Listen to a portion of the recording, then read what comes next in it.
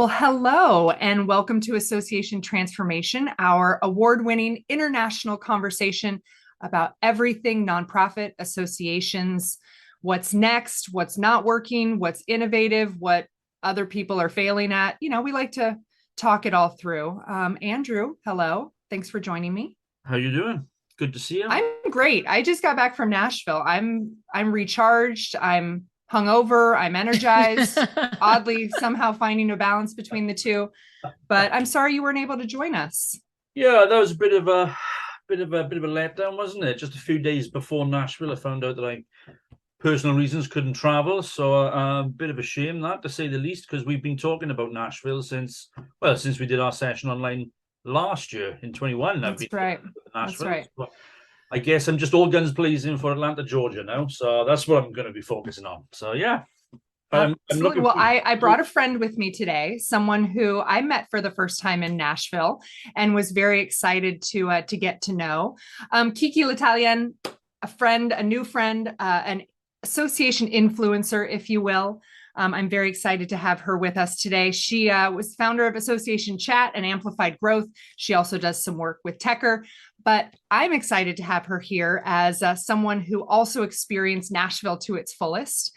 And I'd love to have a chat, the three of us today, about what we took away from the ASAE 2022 experience and what we're trying to apply to our association lives moving forward. So Andrew, don't be jealous of all of our stories. I did get a cowboy hat as well. Oh, nice. So I checked all the cliche boxes, but it really was some great content as well. Kiki, what was your highlight from your time in Nashville? God, it's so hard to choose because there were so many. I mean, I think that one of the highlights was that the Oh transformation. yeah. I feel like you should ring a bell every time somebody says transformation on this Or make it show. a drinking game. This would be great. Take a sip. Yeah, this is it. Take a shot. I think that the thing that I took away I first was I hadn't been to Nashville since the last time the ASAE was there, or if I had, I like flown in and flown back out. I hadn't really experienced it.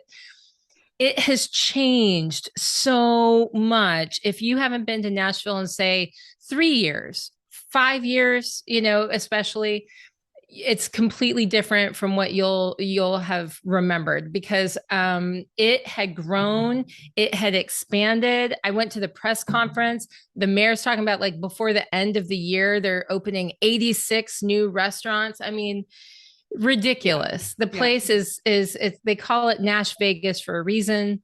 The woo girls going down the streets that were like wooing the whole time. It's this um world center for bachorette parties, I discovered. yeah, yes. And there were many So happening all at the same time during the time we were there. it was unbelievable. And so I think that was one of just seeing how a city can change and what that can look like for good or for bad. I mean, it was just really interesting. And I think, I talked with somebody who was one of the people that was working at in the conference center. And he has lived there for 30 years. And I said, I didn't know when I arrived if Nashville had changed or if I had changed since the last time I'd been here. He said, oh, Nashville's changed. He said it's completely different. And he talked about, he was very proud of it. And what I didn't realize is that there was a fight with LA. Did you know this? No. Okay, let me tell you the story. All right. Sidebar. Yeah. There was a fight with LA, and Nashville is called Music City, and they were fighting over the ability to call themselves Music City. So, like over about 10 years ago, LA and Nashville were in this fight to be called Music City. Nashville won, but LA, the idea was that if Nashville couldn't hold on to it over time, the LA would then be able to come after it and then call themselves Oh Music wow. City. Now, Nashville, you can't go anywhere without seeing Music City plastered all over buildings, on stuff. And I mean, I think they're going to hold on to it, right? Oh, Because absolutely. like, yeah. And so he was so proud of it. He was like, yes, we're winning. And people don't realize that that's Down what's with going LA. on. Yeah. So, I mean, that was a big takeaway for me. Well, what was interesting, and you talk about how much it had changed, and I saw the same thing, was how much ASAE has changed. Oh, yeah. I haven't been to an ASAE convention in person since the John Graham days. Oh, wow. Yeah. Yeah. I mean, 2 virtual years, and then I skipped a couple years. And I think the juxtaposition between Nashville was only matched by how much ASAE has changed, not in just what it looks like, but in who's involved, how energetic it was. In person was very much back, and that was my biggest takeaway: was the attendance, the openness, the energy, the enthusiasm. The sessions were packed. I mean, people weren't just there to get drunk. People were there to see, to learn, to be together. Andrew, don't laugh. People weren't just there to get drunk. And just like, I don't know. I wasn't there. I can't. He's suspicious. He knows that's why he would have been there. That's why he would have been there. So he doubts everyone else's motivations. What did you miss, Andrew? What were you most looking forward to? Well, I mean, I was interested to see that you as you described it, get a sense of what that buzz around the ASAE conference is like, because you could appreciate. I mean, how many were there? What, 4,000 or 5,000? Did someone say that number to me? 4,000 or 5,000? 5. Yeah, I mean, 5. I mean, you put that into a UK context. I mean, that's an insane number. We would never get that type of number here in the UK for an association's congress, convention, meeting, whatever. So I mean, that in itself, I was really looking forward to get a sense of what the kind of collegiality of the membership is like in those numbers, and for me, we talk about community and network, and we talk a lot, those are our words, those are our foundation in the association world.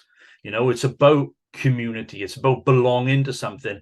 And I'm curious as to, how do you feel like you belong to something when there's 5,000 of you? Do you feel like you're just like in a big crowd, or do you feel like you are part of something? What was the kind of energy like? I'm curious to find out what that was like. I'll admit, when I first arrived, I hadn't done a lot of in-person networking in 30 plus months. And that first kind of day, airport arrival, first business meetings, it was kind of awkward. I felt, my muscle memory had been lost. And, I didn't know, people had lanyards on with different colors. I wasn't sure whether I should shake hands or hug or, fist bump. It was a little awkward. And I think by that second day, with people's enthusiasm and how much they were enjoying the city, because Nashville put on such a great show, I felt by the end of the week that I had made it was worth the time. I learned things. I was really impressed by some of the keynote speakers, and I had met people I never would have otherwise met. So that community, ASAE, and Kiki, I'm interested to hear your thoughts, because you're involved in different councils and groups and task forces as well. But I have a home in a couple different councils, and that kind of keeps me grounded. But I like walking the floor. I like wandering and meeting new people. Well, I mean, I'll tell you, you talked about ASAE having transformed similar to, like, sort of mirroring what we saw in Nashville and how Nashville's transformed. ASAE, one thing that I can say, and I've been going to ASAE annual meetings for close to 20 years, right? So I can say over time, I feel like I've done it a million different ways, like I've not gone to the sessions, I've hung out in the halls, I've gone to all the sessions, like I've done all of those things, and I've definitely explored like the expo hall and stuff like that to see like how that's shaped up and what people are saying about it. And I think that there was excitement, pent up excitement, because there are people, colleagues, peers who hadn't been able to see each other for like 3 years since everyone got together. That was one thing. The other thing was that we can't discount, yes, it was exciting for everyone to get together after 3 years. That's one of the aspects of it that made things exciting. But ASAE deserves some credit. They did an amazing job with the way that they set up their expo hall. I heard from one thing that you can almost always depend on is that you're going to have people who are exhibitors saying we're not getting enough traffic. Almost always. Doesn't matter who it is, what association it is, they're going to say we're not getting enough traffic. And that did not happen at ASAE Annual. In fact, the opposite happened where you and we were at the Association Podcasters Meetup, and I had a friend who was exhibiting on the floor, and he had sent a message through one of the back channels on like a WhatsApp group where people were talking. He sent a message saying, I'm so sorry, I can't break away from the booth because there are too many people that are coming. It is so crazy. And he was talking about this, and it was like that for both days that the exhibit hall was open and that he was there. And what a beautiful problem to have. I mean, champagne problem if you're an exhibitor, right? Oh, absolutely. Oh my gosh, yeah. I can only dream of the days, but as an exhibitor, I've been swamped with people. What do you think? Has that ever happened? I've been swamped. Maybe I know. I've maybe tried to swamp other people with my love. Come and talk to me, please. You have to give out cowboy hats. You should give out cowboy hats. It was like, I mean, they had some great destinations. They had some great booths for people to visit. I think that some things that they did right, they had activities and different types of education and things like that you could do around the edges. They spread out the food stations so that, and they put at the top of the hall so you could see it from anywhere that you were in the entire exhibit hall, what area was serving what. And so everybody knew to go check out the meatloaf over at one part. That was a big thing. It ran out. That was good meatloaf. I know. I mean, the first thing I heard, I was like, so tell me, where should I spend my time? And somebody said, well, I'm not a meatloaf person, but the meatloaf is really good. And like, and that was the truth. And it was really good. The word on the street was right. And they spread that out though. And it made it so that it really did create an organic, this is what everybody tries to do, and they fail at miserably most of the time, but it actually worked here. They spread it out. People went around and organically moved throughout the exhibit hall. There was lots and lots of traffic at all times. There was never a dead time. And I just have never, I mean, I feel like I've been to a lot of different trade shows and stuff over the years.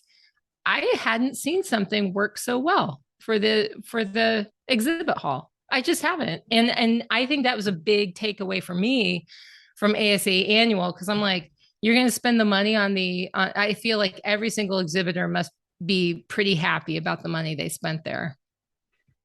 So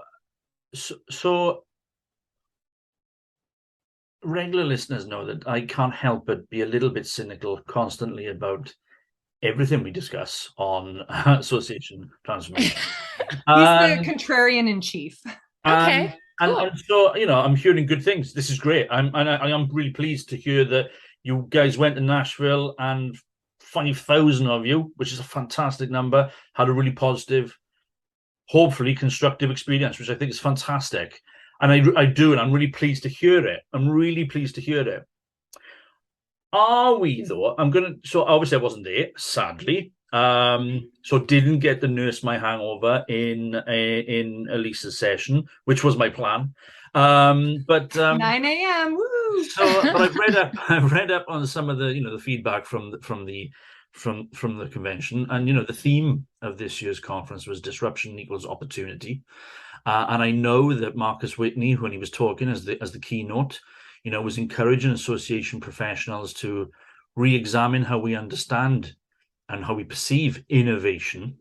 Mm-hmm. Now, what you're describing as a convention experience sounds really good and full of fun and life and energy, which is brilliant. I'm gonna be contrarian and say it doesn't sound particularly innovative, though. Yeah, I don't think it was.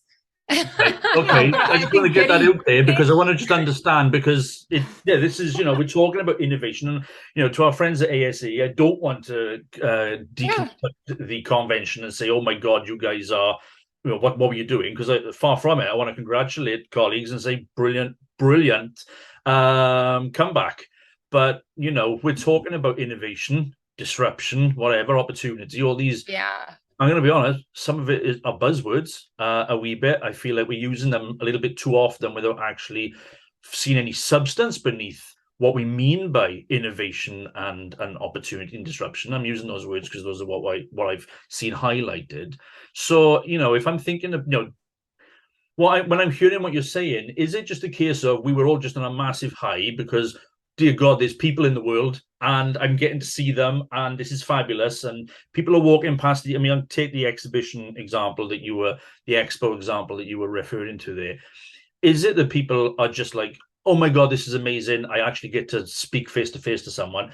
Or is that traffic in the expo area, for example, is it strong? Was it strong because people are seeking out new ideation, new creativity? Are they seeking new opportunities for that innovation? I'm not getting, that's what I want to. They were seeking meatloaf. They were seeking the meatloaf. I don't even know what meatloaf is. I'm going to be honest. I hear it mentioned now and again in cultural references, and quite frankly, it sounds awful. Well, but, Andrew, you're going to feel pretty sad that if you thought you missed out by not going to Nashville, once you discover what meatloaf is, your life's about to change. Is it? That's a bold statement in itself. I'm going to send you the Meatloaf of the Month Club. I'm going to find one. There has to be one somewhere in the world.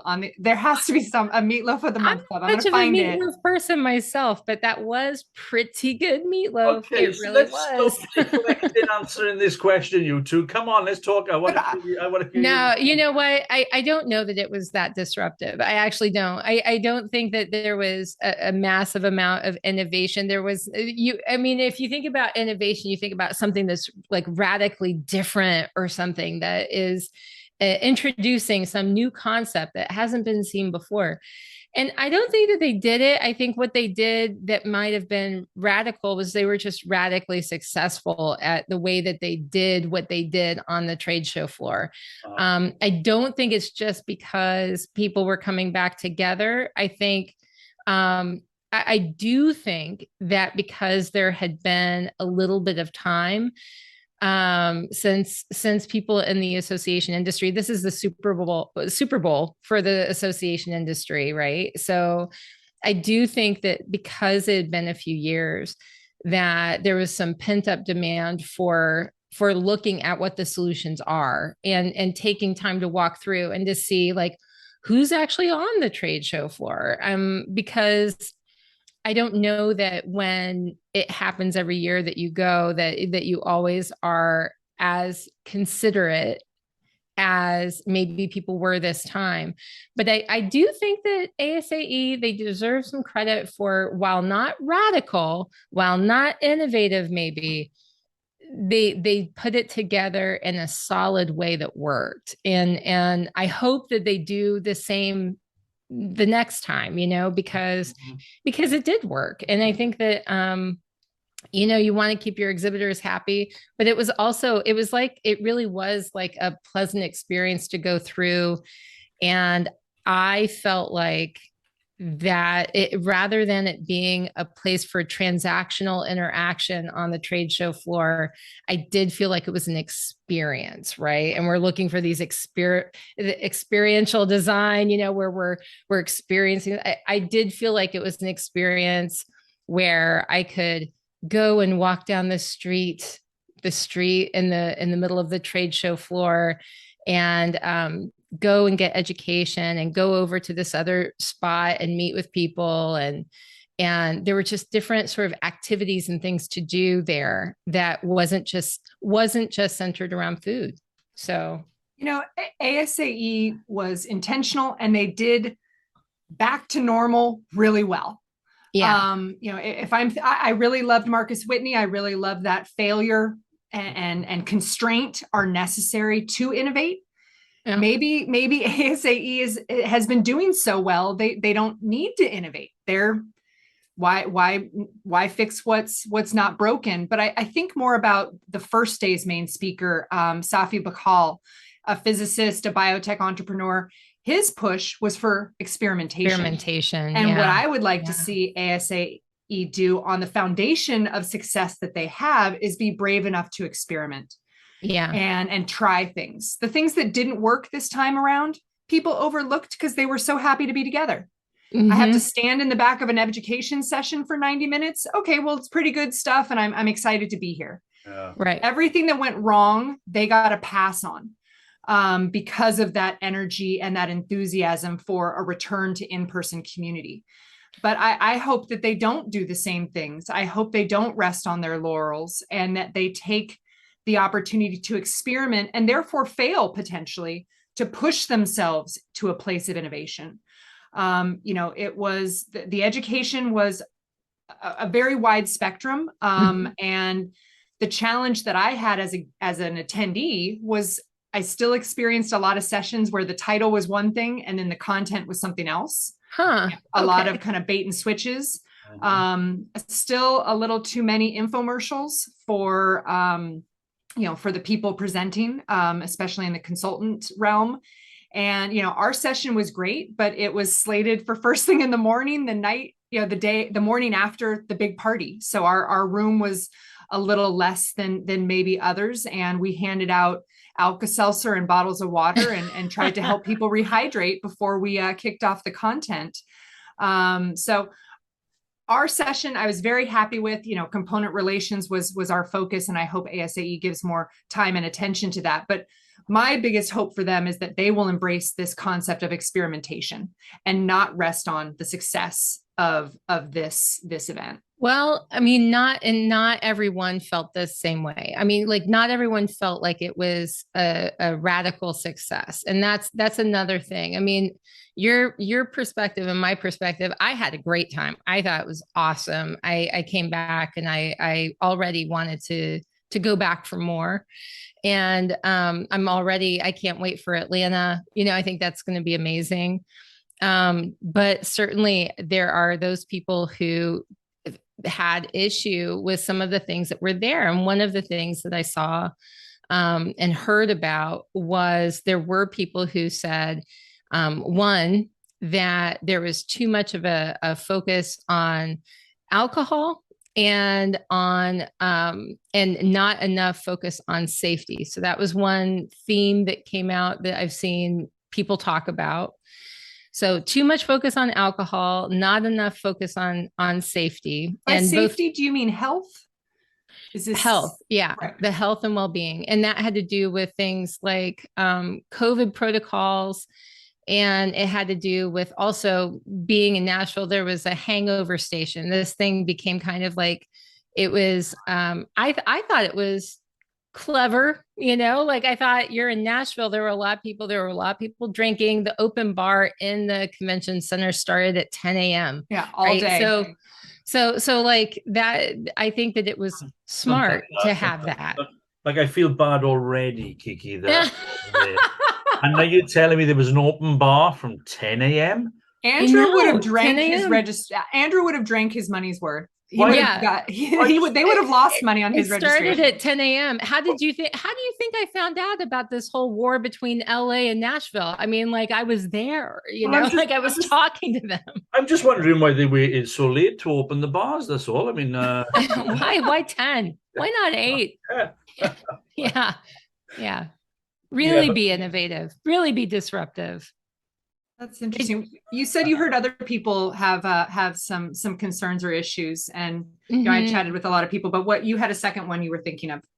Yeah. So one was about the safety, and the other one was about it was really about the learning. And they didn't feel like to Andrew's point earlier, they didn't feel like it was disruptive.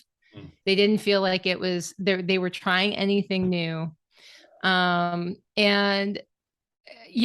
I think that was sort of a minority voice that I heard. I don't think that was the majority of the experiences there, but for the people that did talk about this, and I'm talking about like over on association chat, there were like chattering back and forth. For the people that talked about it, I mean, they felt like, oh my gosh, here we are. We've gone through this massive overhaul as a society. We're going through all this change, and this is the same old thing. You know, I'm not getting enough out of this as I would have expected. My bar is obviously not set as high because I was really happy to be there. I actually really enjoyed the education sessions I sat in on. I thought that they were really great. I don't know if I just lucked out or what the deal was, but they were massively effective, very practical, and I was able to apply them almost right away. The things I learned there. But I mean, was it innovative? Was it something that was disruptive? I don't think that I would call it that. You know, I would say there was a point to, I think that ASAE, they had a little bit more stringent of a process than what I've experienced in other conferences happening right now, where the CDC has relaxed their rules on COVID protocols. There was a little bit of discussion, pushback, controversy, a little before, right before the meeting happened, because they required within 48 hours for people to upload their tests, showing that they were testing negative for COVID. And people who were against it were saying, if I had known that you were going to require this, I wouldn't have gone. Or if I would have known that you were requiring this, like I feel like this is being brought to my attention too late in the game, right? Mm-hmm. On the other side of it, people were saying, well, what's preventing you from uploading somebody else's test or finding a picture on the internet and uploading it? Like, is this really keeping us safe? Well, and we all took these tests before we got on the airplanes. So that to me was the silly part. Now, okay, I'm talking to you and I'm still testing positive for COVID that I got while I was in Nashville, right? So that was my takeaway, was COVID. Really? Anyway, but and worth it. Okay. As long as I don't die, worth it. Right. And long COVID and all that. But, I'm glad that I went, and I'm glad that they had the protocols that they had in place, you know. But in Nashville, I mean, second night, I went to karaoke in Nashville, and think about it, you know, we have an airborne, something where you're able to get a virus through the air. I go into a karaoke bar, probably the stupidest thing I could have chosen to do. It was massively fun. I'd do it again. It was so much fun. But singing into a microphone, there was no way that you weren't going to have a ton of people get COVID when you're bringing everyone together and shoving them into a room together over time, and then having them stay out really late at night, and then which is suppressing their immune systems and all of that. I mean, of course, there were going to be a lot of people that got COVID there. They had a COVID testing area. It was a little off the beaten path, but they did have one. One thing I think that they could have done to maybe help the situation a little bit better is to check in. I mean, I didn't get anybody. Did you get any sort of follow-up or question? I got an email after that said 7 or 8, I can't remember. Right. They had 7 or 8 confirmed positives since Nashville. I was never asked as an attendee to report my positive or negative status post. So did you have to report something? Was there? Nobody asked me to report it. I didn't, but see, clever. They sent this out before a lot of people tested positive. I didn't test positive until after that had gone out to people. Sure. It was early. They had 7 reported cases. I know people on their staff that have it, so I know it's more than 7, right? But they did this early. They sent it out. We know that we've had 7 cases of reported of attendees who got COVID. I tested positive the next day, and several people I knew specifically at that karaoke bar. We've like been comparing notes. Breaking news. Yeah. Tested positive after that. So we tested positive on Saturday. And I think if I would give them a suggestion on what to do, kind of like you have what's happening in the community, I think it would be helpful for people to be able to adjust how their behavior at a conference based upon how many people are reporting feeling sick or or testing positive for COVID while they're there.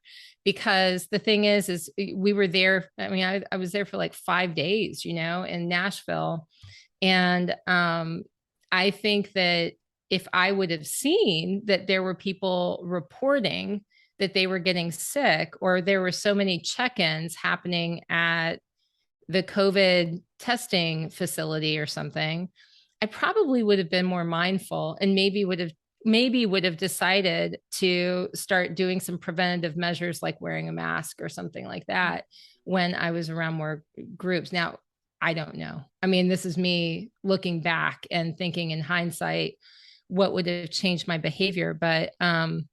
But similar to like how I decide if I'm wearing a mask to go to the grocery store or not, it depends on what's happening in the community. It would have been helpful to know what's happening in the community there in real time while I'm there. Yeah. And I think, getting back together, Nashville was an opportunity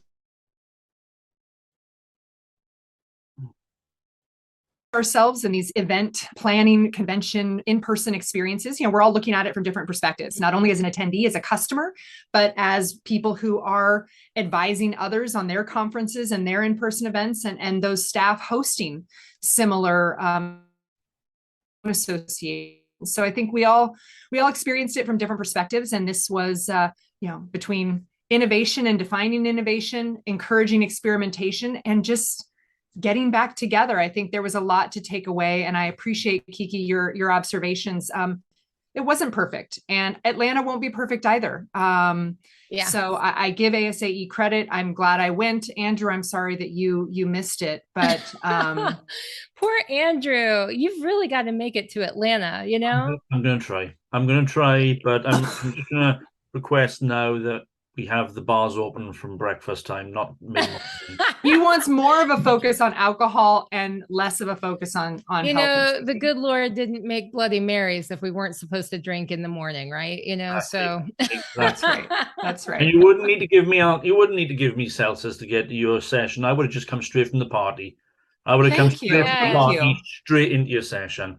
And I plan association therapy, liquid therapy. Association therapy, is something we can each partake into our own. But Kiki, thank you so much for joining us and sharing with us your experiences in Nashville. I do hope we can all be together and party as podcasters in the association space in Atlanta as well. I know I spoke to some of the Atlanta CVB people, and they're planning some they were there, they saw what Nashville did, and I think they're ready to raise the bar even more so. So I hope we all get together in Atlanta. But between now and then, Andrew's right. We need to push for innovation, not rest on our comfort in some of these familiar experiences, and being back to normal isn't enough.